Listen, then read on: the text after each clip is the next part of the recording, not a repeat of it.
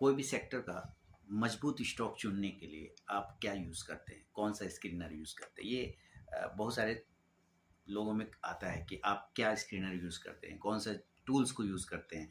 Stocks है, इस sector है, उसमें से कौन सा स्टॉक्स हमें उठाना चाहिए, पिक करना चाहिए?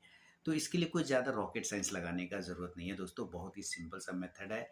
आप इसमें कुछ भी जो स्क्रीनर यूज़ करते हैं अपने हिसाब से ज़रूर करिए, लेकिन अगर मान लेते हैं कि आपने मेटल सेक्टर खोला या एफएमसीजी सेक्टर खोला है, तो आप देखिए कि उसमें से लीडर स्टॉक्स कौन है, ठीक है? जो लीडर है, लीडर बहुत सारे हो सकते हैं, ऐसा ज़रूरी नहीं है, लेकिन उन लीडरों में जो लीडर है, वो स्टॉक्स आपके प्रायोरिटी लिस्ट में पहला होना चाहिए। लीडरों में जो लीडर है ना? जैसे हम राजनेता की बात करते हैं, बहुत सारे लीडर हैं, है ना? लेकिन उसमें से जैसे अभी टॉप में कौन चल रहे हैं? तो मोदी साहब चल रहे हैं।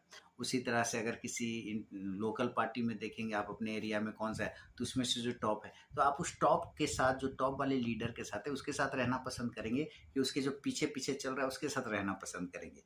सिंपल सा लॉजिक है। आप जो मेन लीडर है, उसके साथ रहना पसंद करेंगे या जो पीछे-पीछे चल रहा है, उसके साथ रहना पसंद करेंगे? नहीं, मेन लीडर के साथ रहना पसंद करेंगे। तो जो उस सेक्टर का मेन लीडर है, जो उसको लीड कर रहा है, तो आप हमेशा उस स्टॉक्स को अपने पोर्टफोलियो में शामिल रखिए। माने मेन सेक्टर के मेन स्टॉक्स, लीडर स्टॉक्स, पिछलग्गू वाला नहीं, पीछे चलने वाला नहीं, जो लीडर स्टॉक्स है उसको उठाना है।